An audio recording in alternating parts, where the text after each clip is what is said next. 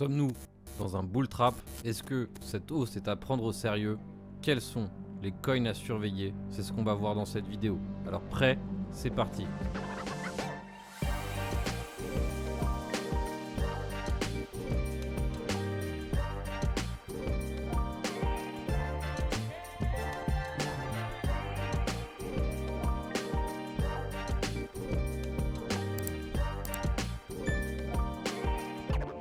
Bonjour à tous l'équipe, bienvenue sur la chaîne YouTube. Comme vous le savez, comme chaque dimanche, on va analyser la price action et on va préparer la semaine qui arrive. Vous êtes plus de 70% des viewers qui regardent les vidéos et qui ne sont pas encore abonnés. Si ça vous plaît, si ces vidéos vous plaisent, n'oubliez pas que c'est ultra important que vous soyez abonnés. Vous cliquez bien sur les notifications pour être au courant de tous les prochains lives. Et ça aide évidemment la chaîne à grandir. N'oubliez pas, quand on grandit ensemble, eh bien, c'est la meilleure façon de progresser. Alors, on va se tourner vers le Bitcoin, vers les cryptos. D'abord, on fait un tour sur les marchés tradis. Pas grand-chose. Pour moi, la vraie rentrée des marchés traditionnels va s'opérer dès lundi, mardi. Et actuellement, sur le Nasdaq, on n'a pas grand-chose, si ce n'est 2 journées consécutives de baisse après une légère hausse. Donc, il n'y a pas grand-chose, on va dire, à analyser pour l'instant. C'est du range, de la consolidation, de l'incertitude pour l'instant, côté marché traditionnel. On a un DXY qui est toujours fort. On va voir si ce DXY va continuer. Donc, le DXY, comme vous le savez peut-être déjà, c'est l'indice cash. Donc, l'indice cash, ça représente un petit peu le positionnement risk-off sur les marchés. C'est-à-dire que plus cet actif est en hausse et plus généralement c'est de l'argent en moins sur les marchés à risque, donc les marchés traditionnels, indices, etc. Donc vous voyez que c'est une belle pente qu'on a quand même depuis le 3 octobre. Mais il faut savoir que malgré cette pente, on a tout de même des cryptos qui ont été relativement fortes et on a un Nasdaq qui est aussi modérément fort aussi. Donc il n'y a rien pour l'instant qui m'inquiète plus que ça sur ce DXY en corrélation avec les cryptos. Pour l'instant, j'ai l'impression que le monde de la crypto fait un peu cavalier seul. Le pump qui s'est organisé, c'est un petit peu organisé en solo par rapport au reste des marchés. Donc, c'est ce qui me laisse penser qu'actuellement, il y a une décorrélation tout de même au niveau des marchés, indices et crypto. Alors, c'était un superbe pump qu'on a eu sur le Bitcoin. Et maintenant, ce qui va compter, c'est comment jouer la suite. Parce qu'évidemment, si on n'a pas joué le rebond, et bien maintenant, ce qui compte, c'est comment faire pour se placer, faut-il se placer, etc. Et c'est ce qu'on va essayer de décortiquer ensemble. Malheureusement, vous savez que je ne lis pas dans l'avenir. Et moi, ma force, c'est de lire les graphiques et d'anticiper la suite et de me préparer pour la suite. Mais je ne suis jamais certain de aucun scénario. Donc, le scénario que je vous ai évoqué la semaine dernière, à savoir la prise de liquidité sous les 92 000, eh bien, ça a été un cas d'école, du textbook, c'était parfait. On est venu chercher sous les 92 000 la liquidité, ces deux creux qui résidaient ici. Je vous rappelle, quand on a deux creux comme ceci, alignés, c'est ce qu'on appelle des creux isolés. Donc un creux isolé, c'est tout simplement lorsqu'il n'y a rien autour du creux et qu'il est parfaitement ciblé, parfaitement identifiable. Et donc dans ces cas-là, très souvent, ces creux isolés sont des targets parfaits. Pourquoi? Parce que les stop loss résident sous ces creux. Les liquidations sont sous ces creux, etc. Ce qui fait que c'est un niveau que le marché tente de venir chercher. Et dans le meilleur des cas, comme ça a été le cas ici, eh bien, il a réagi et il a réagi fort sur ces creux. Actuellement, on a une price action qui est haussière en 4 heures. On a réussi à dessiner un W4 heures. Ce n'est pas encore le cas du daily. Pour le daily, on est toujours en range. On est toujours dans une tendance semi-baissière, mais moi j'appelle ça neutre plus que baissière. Pourquoi? Parce que bien qu'on ait des sommets et des creux de plus en plus bas, on reste comprimé dans un range. Donc c'est pas tendanciel. Donc bien qu'on ait baissier au niveau des sommets et des creux, on reste dans du range. Donc la borne haute du range, elle est assez évidente et elle se trouve ici à 99 500. Donc globalement, c'est là où réside le maximum de stop loss et le maximum de liquidation. Donc vu qu'on est venu chercher le bas de range, maintenant, en termes de proba, il y a de fortes chances d'aller chercher cette zone à 99 500 voire 100 000 $. Autre chose que j'ai détecté, donc une anomalie que je trouve assez intéressante sur les volumes profile. Donc si vous voulez utiliser les volumes profile, malheureusement, il faut avoir la version pro de TradingView. Hein, si vous n'avez pas la version pro, vous n'avez pas accès au volume profile, mais c'est pas grave parce que je vais vous donner ces volumes profile. Eh bien, vous rendez dans données techniques, dans profil, et vous choisissez ici gamme visible. D'accord? Moi, ce qui va m'intéresser ici, c'est la gamme visible. On clique et on a du coup les profils de la gamme visible. Sauf que actuellement, vous voyez que la gamme visible, c'est tout ça, donc c'est l'ensemble du range. Vous voyez que c'est pas forcément précis et pertinent, bien qu'on sait qu'actuellement, on se trouve sur un nœud. Hein, un nœud, c'est un niveau sur lequel on a eu énormément de volume de trading. Et actuellement, dans tout ce range, c'est sur les 98 000 qu'on a eu le plus de volume de trading. Mais moi, ce qui va m'intéresser ici, c'est la gamme visible sur la baisse, sur le dernier mouvement baissier. Pourquoi? Parce que c'est là où on va trouver finalement les points de liquidité. C'est là où on va pouvoir voir les zones d'intérêt.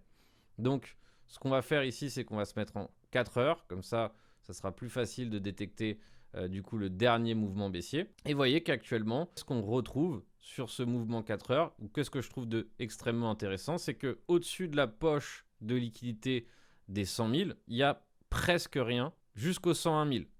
Et ensuite, une fois les 101 000 franchis, il n'y a pas grand-chose non plus jusqu'aux 103 000. Donc tout ça, c'est des niveaux très intéressants qui nous indiquent qu'actuellement, si on continue de hausser, si on continue de pousser vers le haut, eh bien, on pourrait s'attaquer très rapidement à ces zones-là. Et donc, ça pourrait être des zones qui peuvent être aspirées très rapidement en termes de price action. Donc, si on est acheteur et si on a un bon point d'entrée, bah, évidemment, c'est plutôt rassurant, ou en tout cas, c'est plutôt encourageant pour nos longues pour qu'ils puissent être absorbés rapidement. Donc ça, c'est assez intéressant. Ça veut dire qu'ici, on a peu de price action, donc peu de résistance. Et une fois les 100 000, si on les franchit, ça peut aller assez vite. Donc ça, c'est une information assez intéressante. Deuxième info intéressante, c'est qu'actuellement, on a un énorme nœud à 16 600. Ce qui veut dire qu'actuellement, en termes de volume, c'est là où il y a eu le plus de volume. Et donc, c'est cette zone qui pourrait représenter le support technique le plus intéressant et le plus immédiat. Alors, il faut savoir que quand on est en tendance, il y a ce qu'on appelle un jeu de continuation. D'accord? Est-ce qu'on veut jouer la continuation? Est-ce qu'on veut shorter parce qu'on est sur une résistance? Bref, il y a tout un paquet de questions à se poser. Et évidemment, notre but, c'est de faire des recherches, de se poser des questions pour savoir qu'est-ce qu'on fait. Parce que si on est déjà placé à 93 000, eh bien, l'avantage, c'est qu'on a un énorme avantage sur le marché et on peut laisser le marché parler pour laisser notre trade courir et voir si on va attaquer les prochaines zones.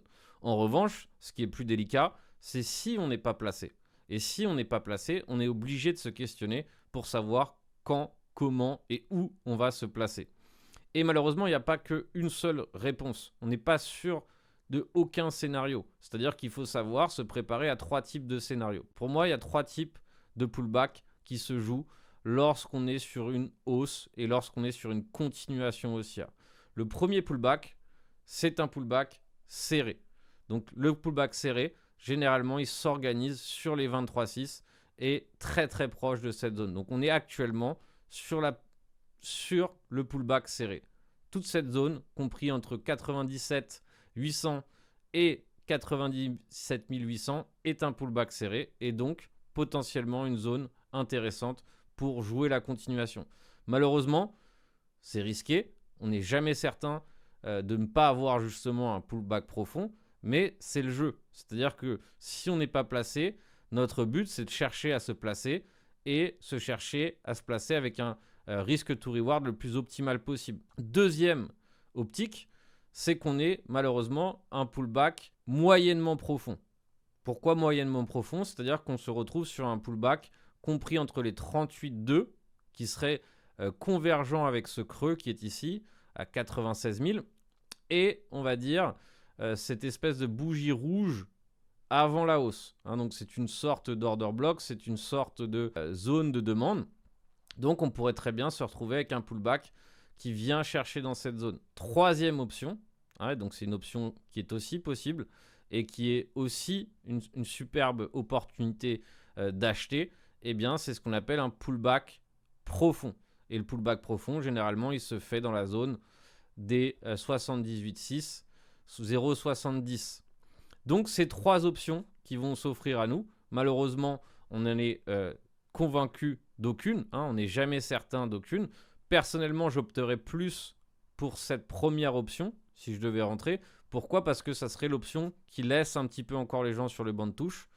Et ça serait assez intéressant parce qu'on a quand même pas mal de potentiel haussier à gratter sur le Bitcoin si on commence à sortir de ce range ici où on commence à attaquer la borne haute du range.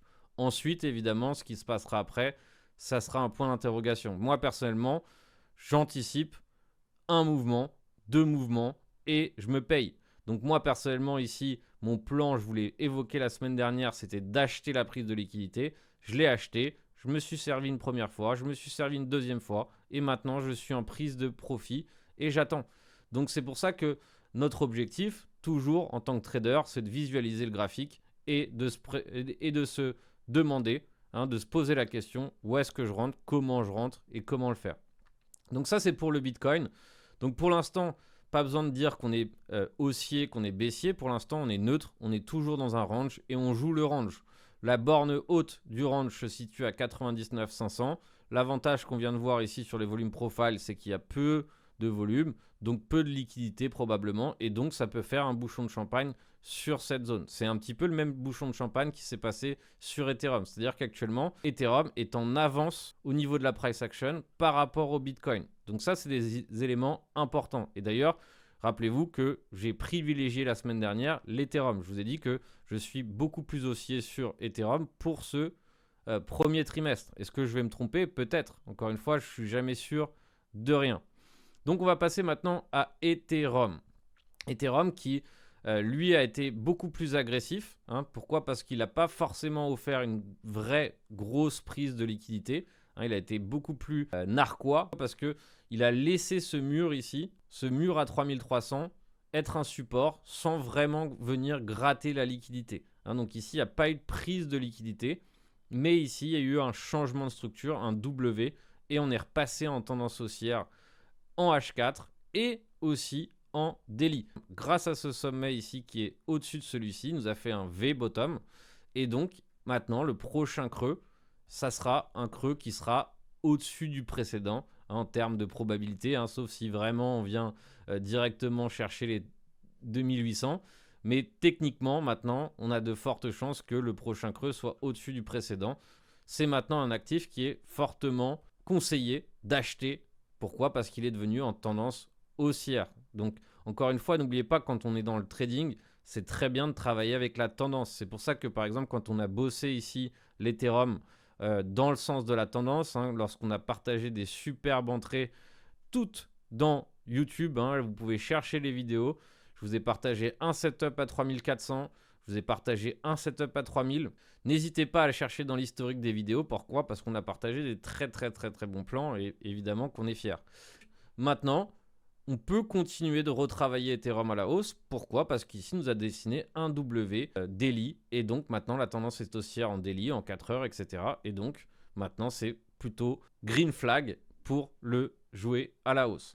Pareil ici, maintenant, la seule chose qui me dérange, on va dire, comparé au BTC, c'est que lui a pris beaucoup d'open interest.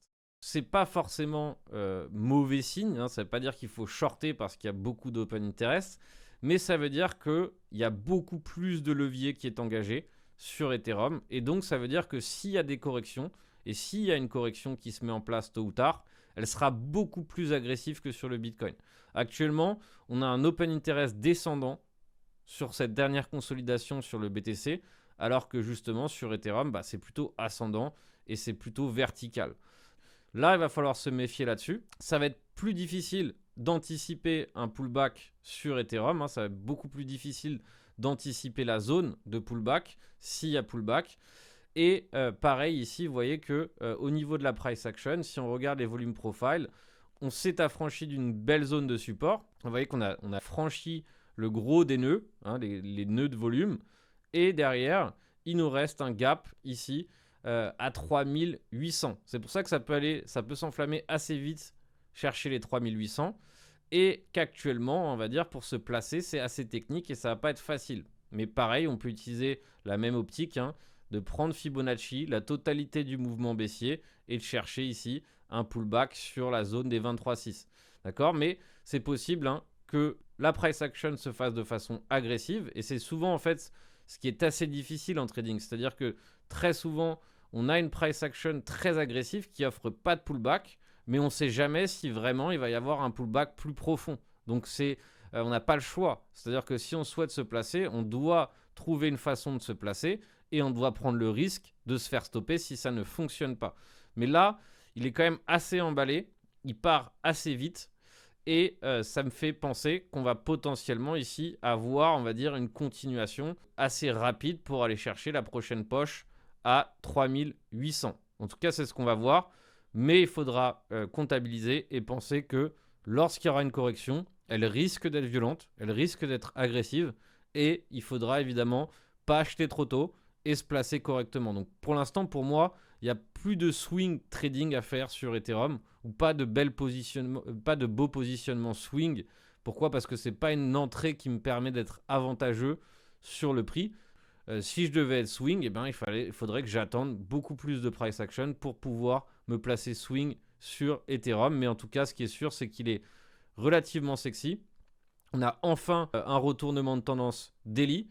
On a un graphique moyen terme qui est très sexy aussi. Hein, d'accord, le graphique moyen terme, quand on regarde, c'est une superbe consolidation. On a une horizontale carrée qui nous attend. Hein, donc c'est un magnifique pattern de tasse avec anse ou de tête-épaule. Mais voilà, tant qu'on ne l'a pas franchi, tant qu'on est sous les 4000, eh on est encore un petit peu dans le doute et on n'aura pas beaucoup de conviction. Pas beaucoup de conviction quant à la suite. Ça ne veut pas dire qu'on ne peut pas finir par casser les 4000, mais ça veut dire que tant que ce pattern n'est pas clairement franchi, cassé et validé, eh bien, on est toujours dans le doute concernant Ethereum. Et donc, c'est pour ça que pour l'instant, il n'y a pas besoin non plus de se précipiter comme des fous à l'achat, etc. Mais en tout cas, ce qui est sûr, c'est qu'il est plutôt pas mal. Tout ce que nous offre le graphique actuellement, je le trouve intéressant. Ici, c'était magnifique le W. Il y avait un petit pullback à jouer. Et encore une fois, le pullback serré a fonctionné. Hein. Si vous regardez, vous prenez ce mouvement baissier. Ici, on allait aller à 38,2 sur ce mouvement. Mais si on regarde, hein, ouais, c'est ça. On est à la 38,2 sur le mouvement. Donc, un peu plus qu'un pullback serré. Mais en tout cas, c'était le seul pullback ici qui a été offert avant une continuation sur Ethereum. Donc, Ethereum qui, je trouve, est super intéressant. Et c'est pour ça que je reste relativement haussier sur Ethereum.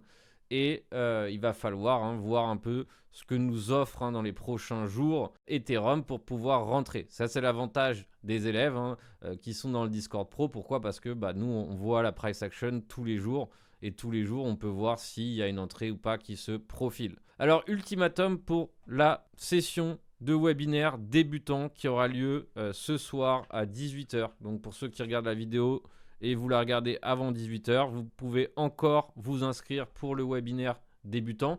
Hein, donc dans ce webinaire débutant, je vais vous apprendre à lire les graphiques comme on est en train de le faire actuellement et surtout à prendre un trade de A à Z. Hein. Quelles sont les caractéristiques, quels sont les outils techniques, tout ce qu'il faut pour pouvoir placer un trade de A à Z. Donc c'est une formation débutant, c'est réservé aux débutants pour ceux qui veulent progresser et c'est évidemment le meilleur moment de l'année pour vous embarquer dans une formation débutant pour bien commencer l'année. 2025 va être extrêmement volatile, va certainement être très intéressant et c'est pour ça que vaut mieux savoir de quoi on parle et vaut mieux savoir ce qu'on fait. Je serai ravi de vous retrouver à 18h demain. En attendant, on va parler d'un plan de trading, on va parler de trading comme on le fait à chaque fois, je vous le rappelle. La semaine dernière, pour ceux qui ont suivi le plan Link, je vous invite à revoir le plan qui a été balancé la semaine dernière. Mais en tout cas, pour l'instant, on a un magnifique range et on respecte pour l'instant l'absorption sur le bas de range. Vous voyez qu'on est venu en dessous du range du creux, ici, du creux principal de ce range. Et on a l'air de vouloir réintégrer. Notre plan Link de la semaine dernière a été validé. Magnifique plan. Tout était parfait sur ce plan. C'est rare et c'est beau quand tout s'aligne de cette façon. Tout le monde me parlait de la tête-épaule la semaine dernière. Et oui, plus d'un m'en a parlé, m'a dit voilà, tête-épaule, je suis baissier, etc. Quand c'est aussi évident, d'accord, quand les têtes-épaules sont aussi évidentes, faites gaffe à ne pas shorter. Alors, je dis pas que ça peut ne pas casser. Ça peut casser, il y a des moments où ça cassera, il y a des moments où ça pourra casser. Mais quand c'est tellement visible, quand c'est tellement évident, faites gaffe. Pourquoi? Parce que derrière, le plus souvent, ce qui se passe, c'est qu'on a une prise de liquidité. On met en place ma stratégie préférée du swing fail, c'est-à-dire un faux rejet. En plus de ça, c'était pas une divergence parfaite parce qu'on n'est pas sur la borne extrême, mais c'est quasiment aussi une divergence. En tout cas, je la comptabilise comme divergence. Ici, en H4, en H1, évidemment, la divergence était astronomique. On voit bien tous ces creux de plus en plus bas. Et ici, tous ces creux de plus en plus haut sur le RSI. Donc, c'était aussi assez puissant, qui avait vraiment plein d'éléments techniques pour avoir un superbe trade swing. Là, c'est vraiment une entrée swing. Là, on peut dire, voilà, toutes les caractéristiques sont là pour prendre le swing. Est-ce que ça marche à tous les coups? Non, forcément, on n'est jamais sûr de rien. Mais n'oubliez pas, une stratégie, c'est d'avoir des critères, d'avoir des paramètres. Et quand ces paramètres, on va dire, répondent présent, on prend. On ne se pose pas de questions, on prend. Et là, par exemple, pour moi, c'est typiquement un trade swing où mes paramètres sont là, je ne me pose pas de questions, j'y vais. Et regardez ici, magnifique 3 dollars déjà dessus. Vous allez me dire 3 dollars, 17%, c'est pas grand-chose. 17% sur un trade futur, je peux vous assurer que ça fait bien gonfler votre compte futur si vous avez une jolie position avec un risk management maîtrisé évidemment. Pour l'instant, c'est très sexy. Sur le link, qu'est-ce qu'on peut dire? On peut dire que lui n'a pas encore retourné sa tendance daily. Donc tous les coins qui n'ont pas retourné leur tendance daily ont encore plus de proba de dessiner un pullback. Un pullback qui pourrait donner lieu à un creux au-dessus du précédent.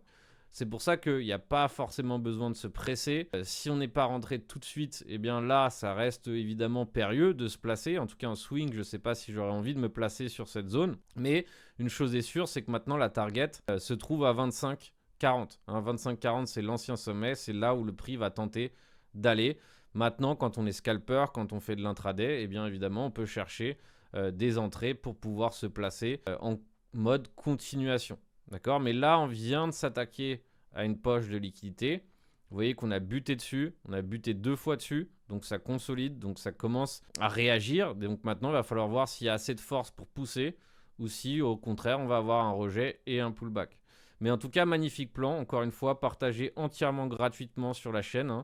Donc, j'espère que ça vous plaît, ce type de plan, d'initiative. Je vous rappelle que c'est du travail de partager des plans. C'est pas toujours facile de partager des plans.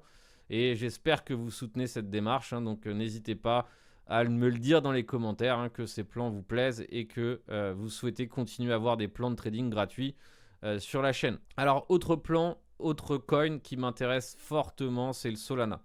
Donc, le Solana, c'est un plan que j'ai partagé dans le Discord Pro. Je vous en ai parlé, je crois, la semaine dernière aussi, si je me rappelle bien. Peut-être que je me trompe, mais je crois que je vous en ai parlé la semaine dernière. Donc, lui, c'est vraiment le textbook de la perfection dans son ensemble. C'est-à-dire que tout ce qu'il a dessiné ici, c'était magnifique pour pouvoir anticiper ce qu'il a fait. D'accord? Tout ce qu'il a fait ici, c'était parfait. Je me répète. Mais voilà, ici, lui est repassé haussier en daily. Vous voyez, donc c'est un des coins, il n'y en a pas beaucoup, mais ça fait partie des coins qui sont repassés en daily, haussier en daily. Et donc, qu'est-ce qu'on a actuellement sur le sol? On a ici ce W daily, donc très très bien, très très sexy, très encourageant. Alors maintenant, on a pas mal de résistances qui nous attendent, ça c'est un fait. Ça va être une difficulté à franchir, mais au moins on a réussi à retourner la tendance qui est plutôt très très très positif. Donc là, on a cette oblique qui a été parfaitement franchie, donc ça peut être un repère pour plus tard pour prendre un pullback. On a cette horizontale, cet ancien support devenu résistance qui a été franchi. Donc vous voyez qu'on s'est affranchi des premiers seuils de difficulté. Et maintenant, l'objectif pour Solana, ça va être de 1 à 1, casser ces barrières qui l'attendent. Donc ça ne va pas forcément être facile, faut le savoir. Il y aura forcément des pullbacks, il y aura forcément des rejets. Mais en tout cas, maintenant, il s'attaque prochainement à tous ces niveaux, des 220, 246, 263, etc., etc. En daily, vous voyez qu'il y a encore de l'énergie, il y a encore de la patate pour continuer à hausser. Donc ça, c'est plutôt bon signe aussi. Ça veut dire qu'il en a encore dans le gosier. Donc maintenant, objectif pareil, pour les traders, les gens qui font du swing, c'est de trouver une entrée cohérente. Donc vous voyez qu'actuellement on est pile poil sur la zone des 23,6 en dessous, au-dessus. Est-ce qu'on va toucher les 23,6? On voit que cette zone de demande ici à 206, ça pourrait être une entrée intéressante, hein, mais est-ce qu'on va y aller? Ça c'est aussi la question, d'accord? Sachez que malheureusement, on n'est jamais sûr de rien. On va jamais pouvoir anticiper si on va avoir un pullback agressif ou si on va avoir un pullback très serré. Moi, ce que je vois, c'est qu'on a quasiment eu des fundings négatifs, hein, sur le Solana et qu'il y a encore pas mal de gens qui cherchent à shorter le Solana. Donc, c'est ce qu'on va voir, ce qu'on va surveiller dans les jours qui viennent et voir si dans les jours qui viennent nous offre une entrée, hein. Donc, quoi qu'il arrive, pour moi, l'entrée, à mon avis, la prochaine, la plus agressive serait sur les 205 si on n'est pas déjà rentré. L'avantage, quand on est rentré ici à 185, bah, c'est qu'on peut laisser le prix bosser. Donc je ne vais pas vous dire, voilà, vous aviez qu'à rentrer à 185. Non, moi ce que j'essaye de vous dire, c'est que maintenant, notre but, si vous souhaitez vous placer sur Solana, profiter de la hausse qui est en train de se mettre en place, il faut réfléchir à une entrée. Et c'est ce qu'on va essayer de réfléchir cette semaine, évidemment, pour pouvoir se placer. Ensuite, maintenant, un plan de trading. Donc chaque semaine, je vous balance un plan de trading. On verra si c'est une réussite ou pas. Pour l'instant, depuis que je fais ça, cherchez le win rate. Vous allez voir qu'on n'est pas loin des 90% de win rate. Donc, sur quoi je voudrais me placer? Alors, c'est un peu agressif. C'est un petit peu risqué, évidemment. Hein, de toute façon, tout ce que je fais, c'est risqué. Et je me placerai sur le AI XBT. D'accord? Pourquoi sur le AI XBT? Bah, c'est un coin du moment. Pas mal de gens ont call le top. Et donc, moi, personnellement, je me dis que c'est peut-être justement une occasion pour rentrer. Donc, c'est pour ça que je l'ai pris. Et c'est pour ça que je le propose ici en entrée. Donc, on espère que demain, il sera encore dans ma zone d'entrée, hein, lorsque vous recevrez la vidéo. Mais globalement, ici, pour moi, c'est un range qui s'est mis en place, un range de consolidation. On est venu chercher ici la liquidité sous le bas de range, prise de liquidité SFP. Et donc, pour moi, ici, c'est une entrée pullback dans l'optique de continuer à hausser. Donc, forcément, si on va chercher les 46, alors on pourrait dessiner une mèche. Malheureusement, le prix parfois fait des mèches. On pourrait redessiner une mèche. Mais si on ne redessine pas de mèche, normalement, on n'a pas trop à séjourner sur cette zone. Sinon, ça voudrait dire qu'il y a de fortes chances qu'on veut continuer à baisser. Pour moi, l'optique, c'est de jouer le pullback, c'est de jouer la continuation et donc de jouer ici, hein, pourquoi pas la cassure des 54 pour pouvoir continuer à hausser. Vous voyez qu'on a des résistances ici, mais très vert, ça serait là où je prendrais des TP1. Hein. Je vous rappelle que quand je prends un trade, je sors en plusieurs fois de façon justement à ne pas me retrouver bredouille si on va chercher juste la moitié du plan. Hein. Donc on sort toujours en plusieurs fois, c'est toujours mieux. Et ça nous permet tout simplement d'optimiser la sortie et donc de s'assurer un gain si le stop loss est touché avant le take profit final. L'équipe, je vous souhaite un agréable dimanche. N'oubliez pas de vous abonner. Il y a une vidéo de formation qui suit juste après cette vidéo. Ciao, ciao l'équipe.